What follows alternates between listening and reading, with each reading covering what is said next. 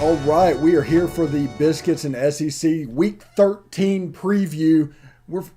I just hate that we're here, honestly, guys. We enjoyed the season so much, but we're already at this game. We're getting ready for an Egg Bowl as we record this. That's tomorrow night, and it should be in the next couple of years, Texas and Texas A&M. But we'll get to that in a little bit as well. We're not gonna concentrate so much on last week. Last week was kind of cupcake week with a big win in Texas A&M against Prairie View A&M, and Mississippi State handling business against Tennessee State and all that. So you know how that all goes. Bama struggled against Arkansas. Ole Miss struggled against Vanderbilt. So it is what it is. But this weekend is rivalry week, which provides my favorite football game that has happened in the last 15 years, and that is Florida and Florida State playing with the winner getting to go to the Birmingham Bowl. This is everything that everybody should be excited about, and this game just has a chance to be magical. You got the Egg Bowl is the top game of the weekend, I think, and Louisville and Kentucky has a chance to be weird. So anyway, how you doing, guys? Doing good, Steven. It's good to see you. I'm sorry it's been a few weeks since I've been able to join the podcast. Sometimes work gets in the way, but no, I'm glad to be back, especially ahead of this week. This is going to be a fun week. Rivalry week always is. Something crazy always happens. And this slate of games is going to be a lot of fun, especially I can't wait for the Egg Bowl. As this is kind of shaped up, right, with Ole Miss playing the way they are in the top 10, and then Mississippi State playing the way they are here at the end of the year. They're looking good, so I can't wait for this week. No, absolutely. That's my dog Archie, as you can hear. He's staring at the window, trying to guard us from people walking down the street. So bear with him a little bit. Hopefully he'll won't do that very long. So Hammer, how you doing?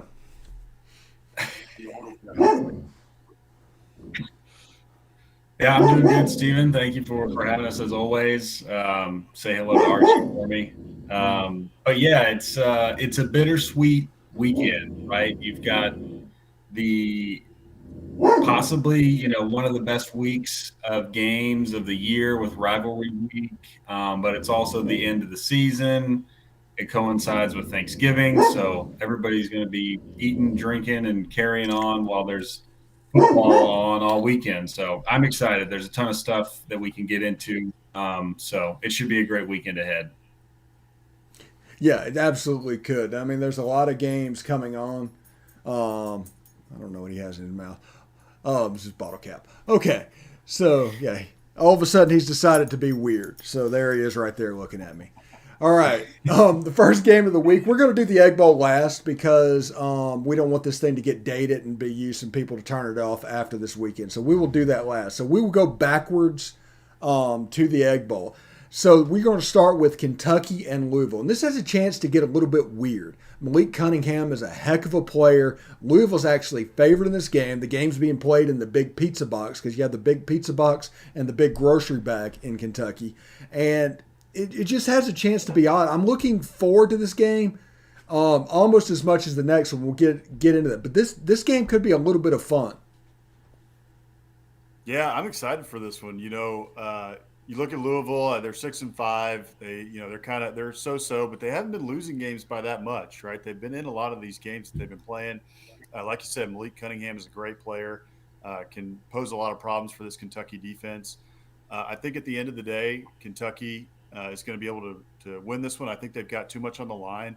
I think Kentucky going 9-3 this year would just continue that momentum that Mark Stoops has for that program, and so I think he'll have them ready for this one. At the end of the day, I think that Chris Rodriguez is going to be the difference maker. I think they're just going to try to run the ball on this Louisville defense, which is so against the run. I think they're like top 60 right now against the run, so not that good. I think Chris Rodriguez is going to be able to run on them, and I think that Will Levis makes a few plays with Wandale Robinson to get this one done. I think it's going to be closer, than we might have thought at the start of the season, but I think in the end, Kentucky gets it done.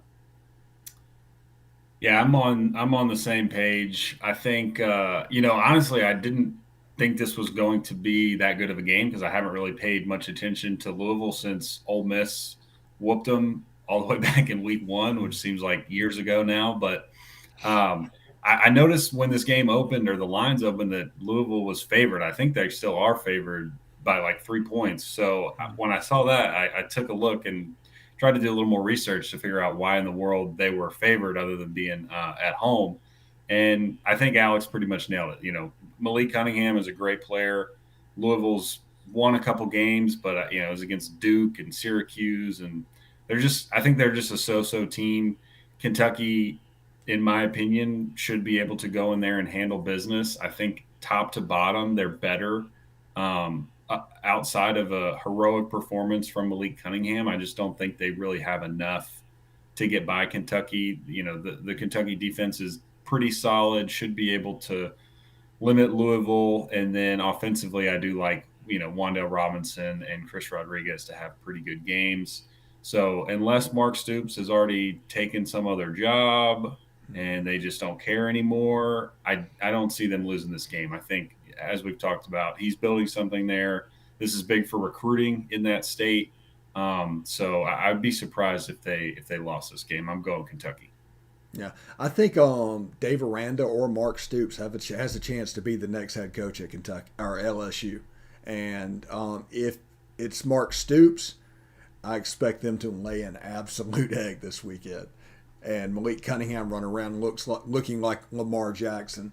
This game I am low key looking forward to as well. South Carolina and Clemson. It is a game in Columbia to where if this game can get into the second half and be a game, that place is going to be a zoo. It sold out 2 days ago.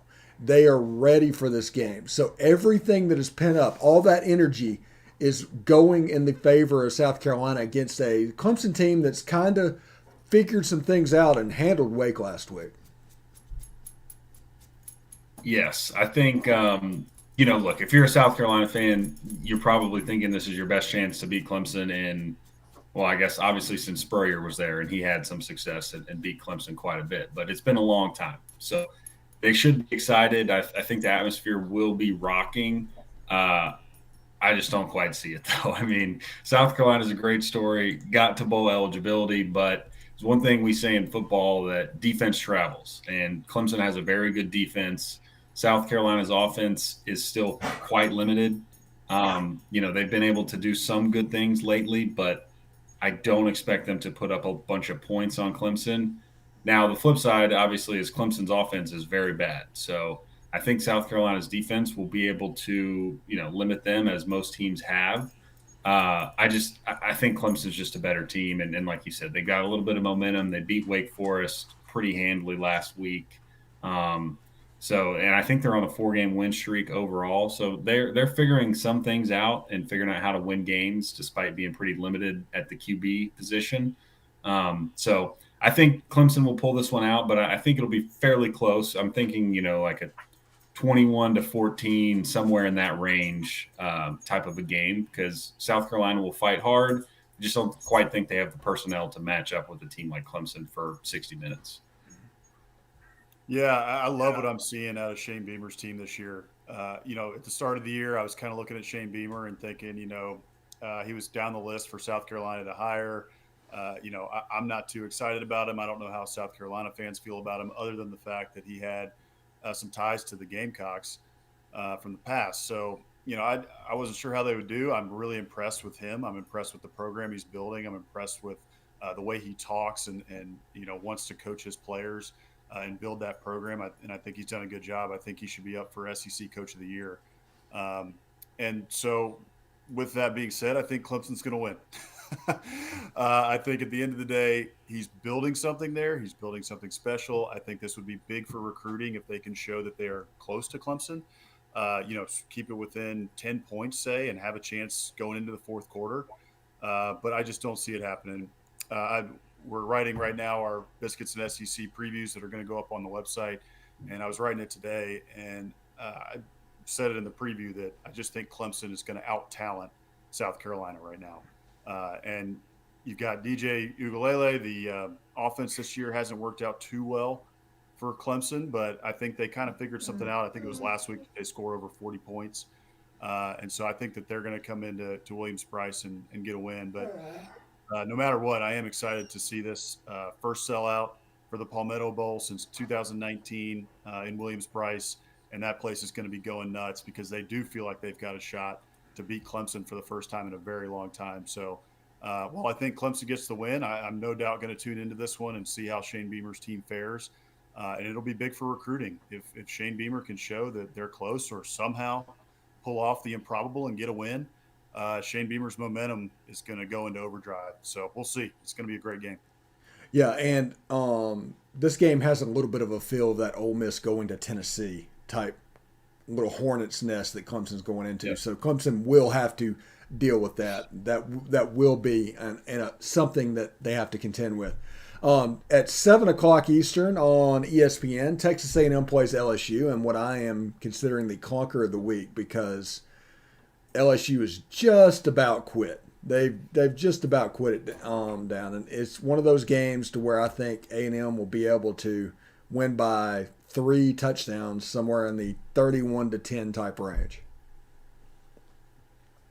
Yeah, I mean, I'm interested to see. I kind of disagree with you, and the only reason I say that is I think A&M's going to win. So I agree with you there. I think it's going to be closer though. The way that A&M's played, it's just been an up and down year, and I don't think that Jimbo has really figured out every right way to utilize his players and his personnel. He did it for one game against Alabama and caught lightning in a bottle where Zach Calzada played out of his mind. A few other games, the game plan hasn't seemed right, and they haven't adjusted well in game, including Ole Miss last week when the Rebels got a win and DJ Durkin, frankly, outcoached Jimbo. And the Aggies couldn't adjust. Now, Calzada made a few plays, right, that they would like to have back. And had he made a few more plays, they may have had a better shot to win. But I still think Durkin outcoached him in that game. Going into this one, I think LSU pretty much has quit. I don't think there's much left in the tank there.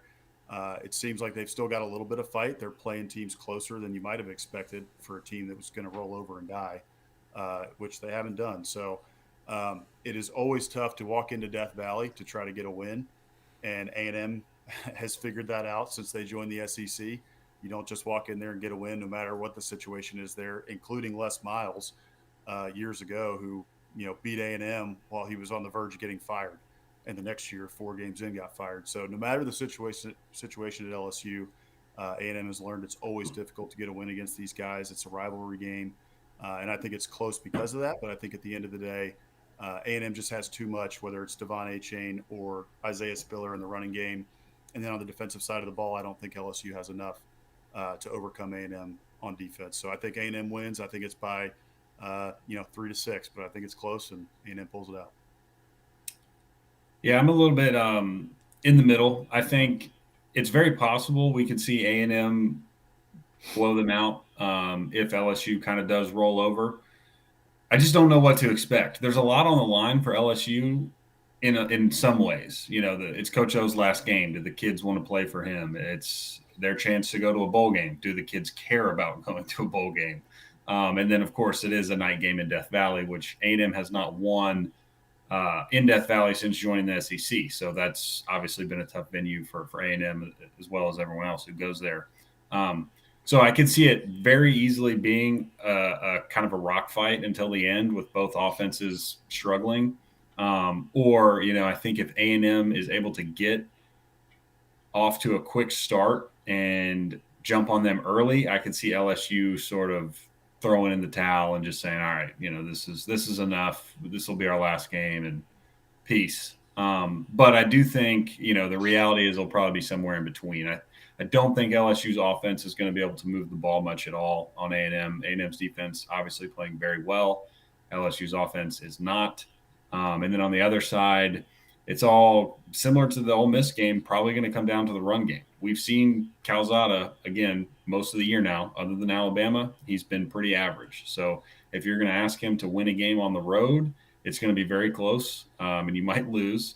If A&M is able to run the ball, they should be fine. And again, I think it'll settle somewhere in the middle. I don't think they're going to run all over LSU, but I think they'll have a little bit more success than they did against Ole Miss. Hopefully Achane gets 15 or 20 touches at least in this game.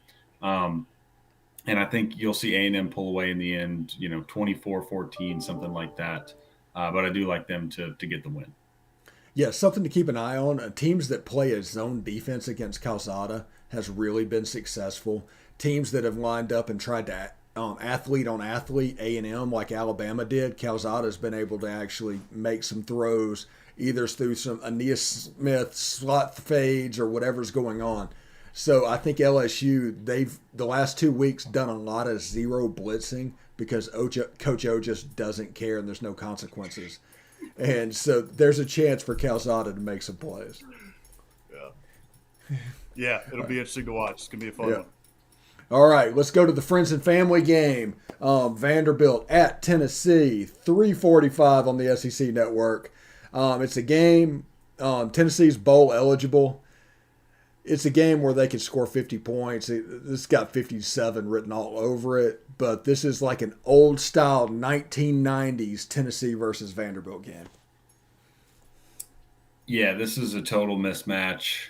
Speaking of, look, Vanderbilt, again, to their credit, they do seem to be fighting. They just are so limited. They gave a good effort last week against Ole Miss in a game that I don't think Ole Miss was really all that interested in, and sort of put it on cruise control and won with relative ease. So that's what I expect in this game as well. I think Tennessee is going to put up 40, quite possibly 50 points. Vanderbilt's going to do what they've done all year and get to 14, maybe 20, but this game will not be close. And Vanderbilt will quietly go away into the off season and enjoy their time off and away from practice and football, because it's probably been a long year for those players. I think they open next season at Hawaii, so they have an early bowl game next season that they can look forward to.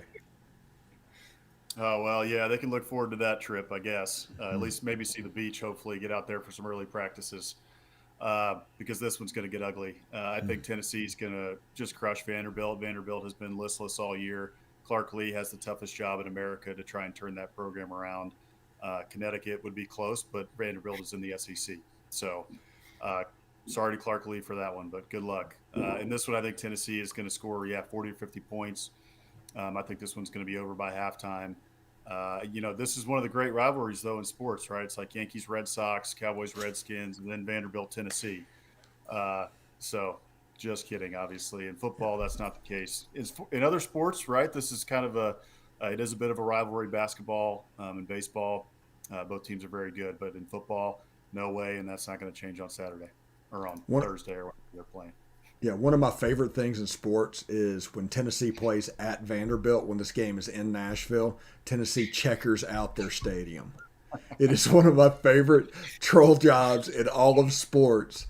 It's just wonderful. Tennessee fans are a little bit crazy to begin with, as we saw earlier this year, but that's pretty great. But I think Tennessee's going to walk all over this. Now, Alabama and Auburn, the CBS game, CBS wishes they had the Egg Bowl. But they get Alabama and Auburn is, let's see, what's the word? Weird. Going into this game, TJ Finley. There's rumors of Brian Harsin. There's like smoke of him going to Washington. There's everything going on. Alabama's not particularly good. Normally in a year like this, that Auburn voodoo would be something that you would actually have to worry about. I think Jamison Williams has a chance to get loose. I really like the Tide in this game, but the Iron Bowl, you never can tell. Yeah, I'm excited for this one. It's the Iron Bowl. You're always excited for this game, right? You've got two great traditional programs.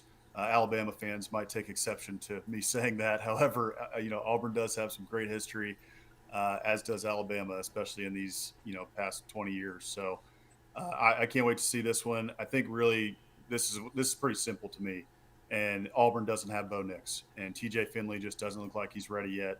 I think he could be a very solid quarterback going forward for Auburn, but this year's not the year. He didn't look good last week, and I just don't think that he's got enough time to beat Nick Saban in Alabama in 1 week's time. So I think Alabama wins this one at the end of the day. I think they run away with it at the end, probably something like 44-21. And Alabama rolls on to Atlanta for the SEC championship game against Georgia, which we're all excited about and kind of have been waiting for, for a while now. So, yeah, it'll be fun when we get together and talk about that game next week. Absolutely, that's going to be a fun one. Yeah. Yeah, That will be a good game, and I'm on the same page. I think the spread on this game is something like 18 or 19 points, which is a little scary in a rivalry game on the road. But if you were a Tide fan, I think you can feel pretty confident in this one. You laid it out, Steven. Jamison Williams looks unguardable. Auburn has a pretty good secondary. I just don't think they're going to be able to hold up for 60 minutes on them. And Bryce Young, he's playing very, very good right now. So I don't really know, the best way to attack him. I don't think Auburn has the defensive line to get in his face like A&M was able to do. So that could be problematic. And then, offensively, the teams we've seen give Alabama trouble, especially as of late, was A&M, Arkansas, and then Tennessee to a certain extent. All of which were able to throw the ball with a lot of success against Alabama. And as Alex pointed out, TJ Finley has not shown a lot, especially, accurate downfield passing. So, and Auburn's receivers are very limited as well. That's been a position of kind of weakness for them all year. So when you're looking at the matchup and trying to figure out where Auburn's going to be able to get an advantage, it's definitely not in the passing game. They're going to have a huge game out of tank if they're going to keep it close. And if you go into a game against Nick Saban and Alabama with one dimensional, then things could get ugly. So I think Alabama wins pretty comfortable in this one. And it's unfortunate. We love the fireworks and the craziness of the Iron Bowl, but I'm not sure this year we're going to get much of that. Yeah, no, I don't think we are either. Yeah, he's just great today. He's next up, for the Egg Bowl. Yeah, he's ready to go. He's all pumped up. Yeah. Next up is the game that I am most looking forward to besides the Egg Bowl this weekend. Florida State, Florida. 2 5-6 teams. You're just looking at the winner is going to get the Birmingham Bowl and have to play again. It's basically going to be two teams trying not to play anymore. Although that's probably not fair because if Florida State wins this game, they actually finish 6-2. But in my mind, two 1990s blue bloods fighting it out for a Birmingham Bowl level game. It just doesn't get any better than that.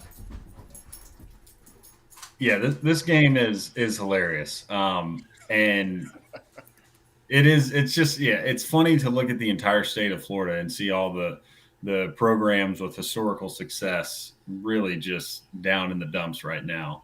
And the fact that we get to see two of them play each other on Rivalry Week is just a treat. Just a slap fight.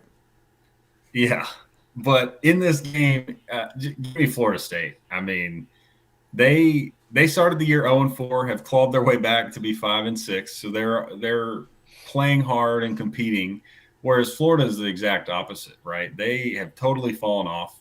They fired their defensive coordinator. Dan Mullen's gone. I mean, if you're a player on Florida, why?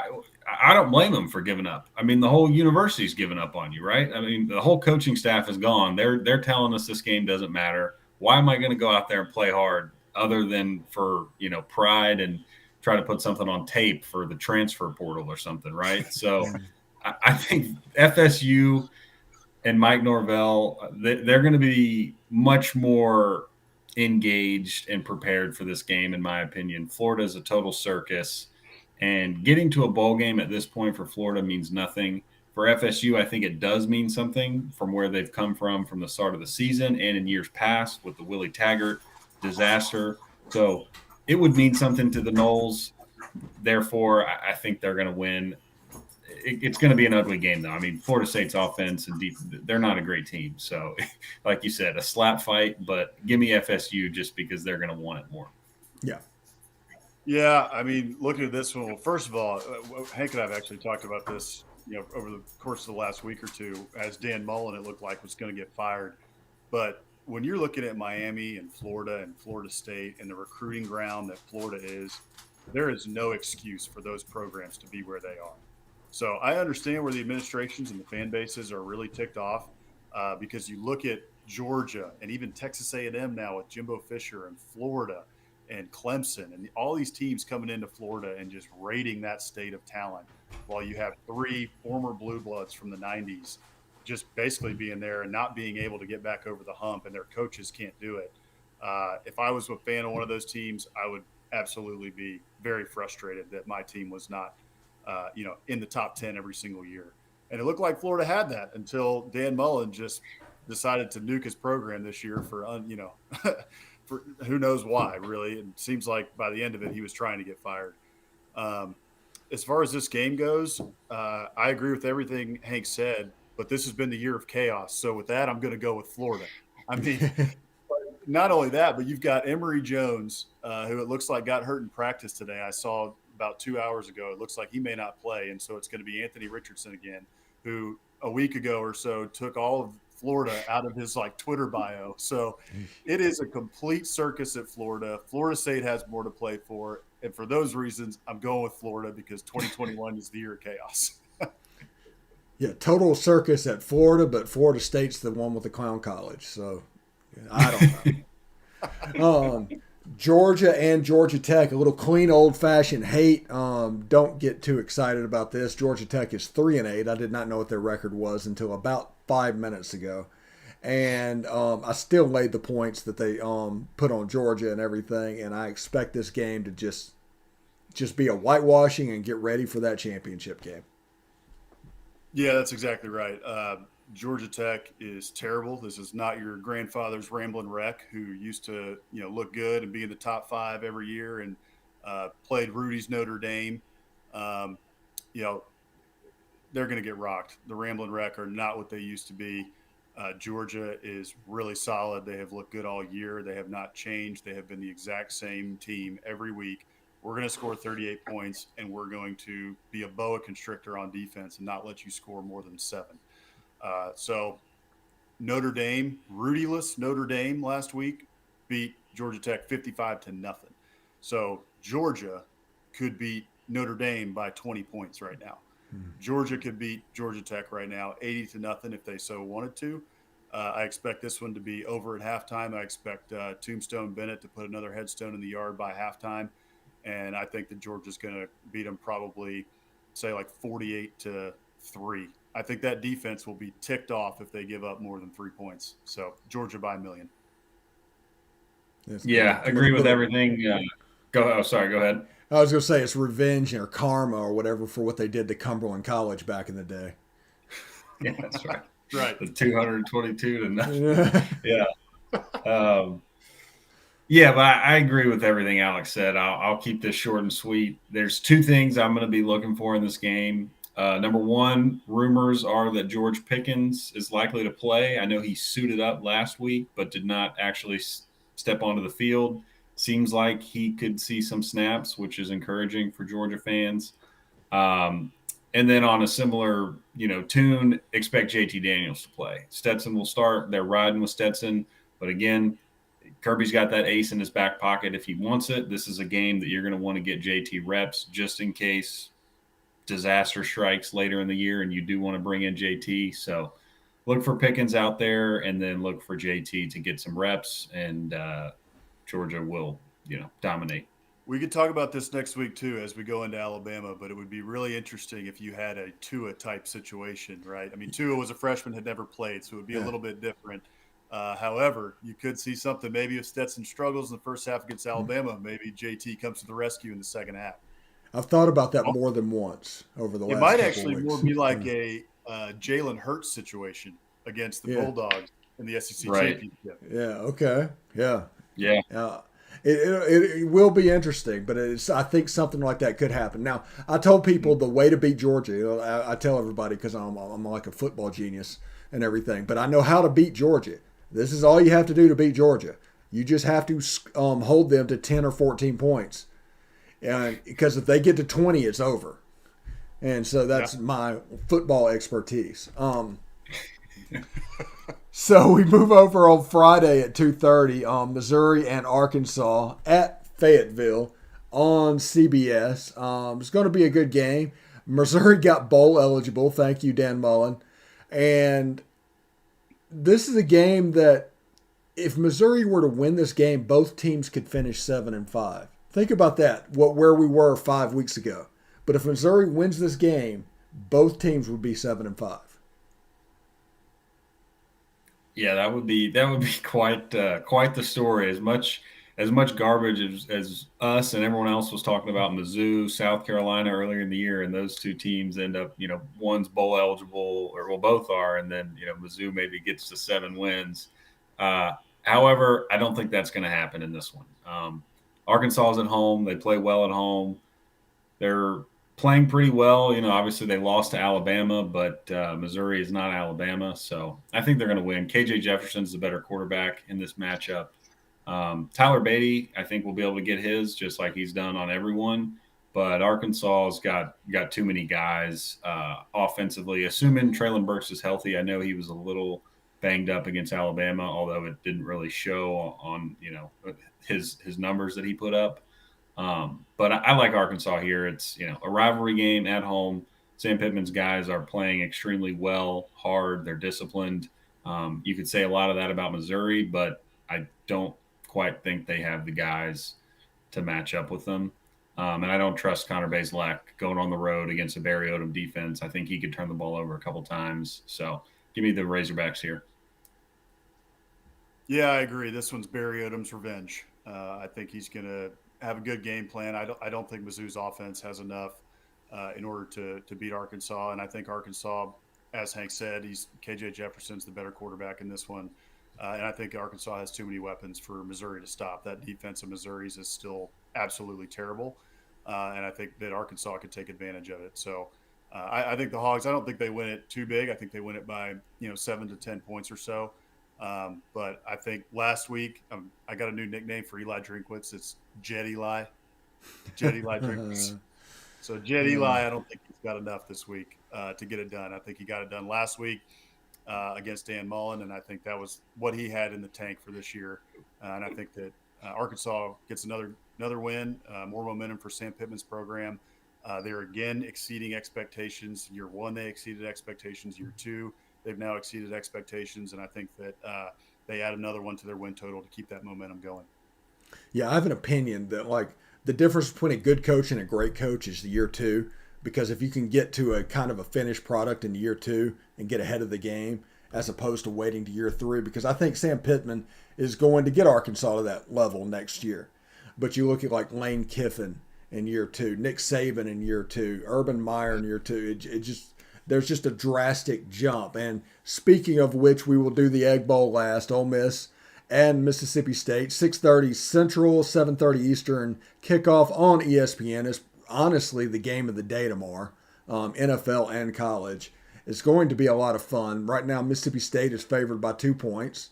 I think it opened with Ole Miss favored, so the public's going that way. And it's a game I'm genuinely looking forward to. Whenever I did a position-by-position breakdown, I did find only 2 spots that Mississippi State was the winner in. So if Ole Miss plays clean, they should win this game. If it gets sloppy like this game is prone to do, Mississippi State could win it.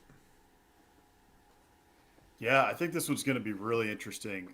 You've got a hot hand in Cowboy Will Rogers at quarterback for Mississippi State, who for the last 4 games has just been on fire. You look at his stats, and he's playing well. He's getting control of that Leach offense. He's figuring it out. Ole Miss's defense has played well in spots where they've needed to this year, particularly last week, Texas A&M. They're starting to figure it out. So I'm excited to see that matchup of Will Rogers versus that Ole Miss defense. The Ole Miss defense last week really keyed in on the run against Texas A&M. This is a completely different offense that they're going to have to stop this week against this passing attack of Mike Leach, where they throw it 40 to 50 times a game. I'm always interested in games like that where you've got a back-to-back where your defense has to completely shift their mindset to a new offense.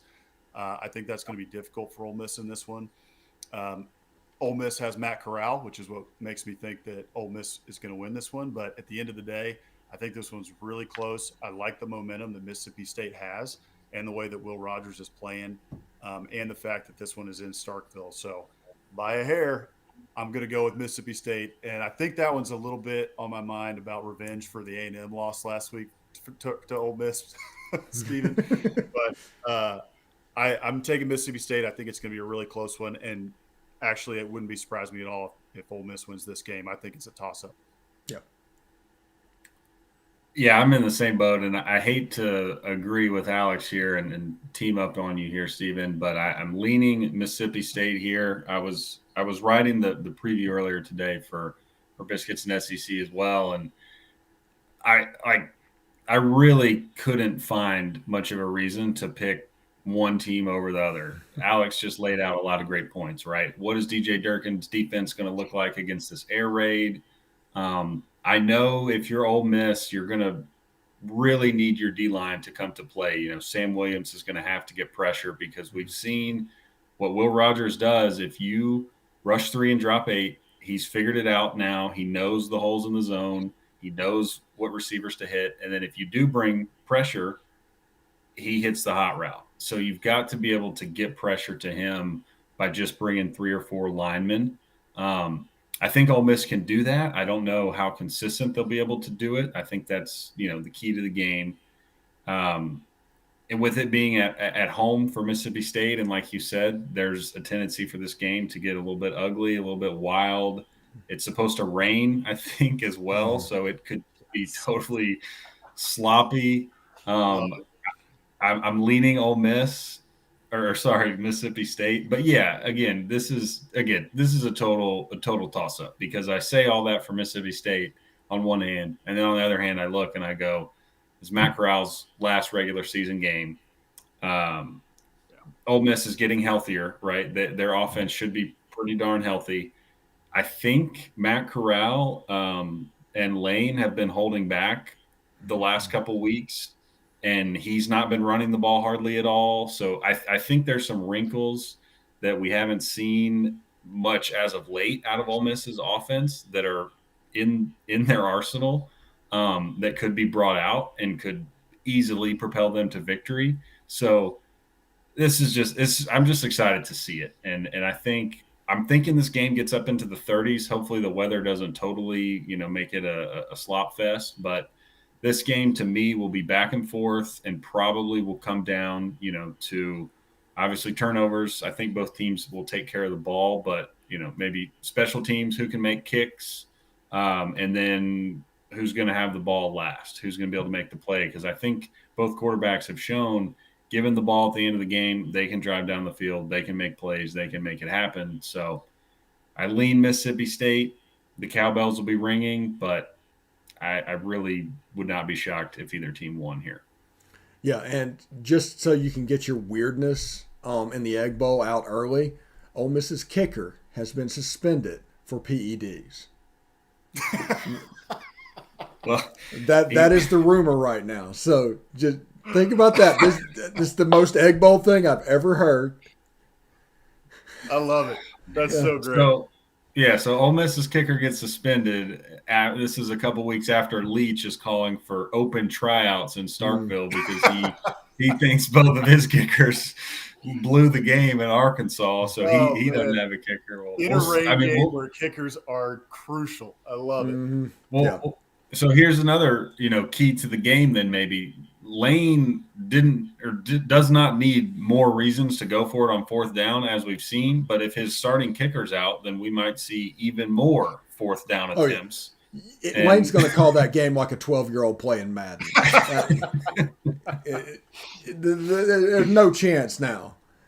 I mean, It might be team never punt, Yeah. Well, so if Ole Miss, 14 game in EA Sports, because you got Mike Leach on the sideline who always calls the game like a 12-year-old, and you got Lane Kiffin who's going to try and call the game like a 12-year-old this week, and you got the rain. It's just going to be mayhem. Yeah. I can't wait. Leach never runs the ball, and Kiffin never wants to kick it all, so it is like a 12-year-old playing Madden. Yeah, exactly. So anyway, thank y'all very much for doing that this week. Next week we'll get together and talk a little bit of Alabama and Georgia. It might be a little quick one, but should be a lot of fun. But thank you very much, and have a good Thanksgiving. You got it. Thanks for having us, Stephen. Happy you too, Stephen.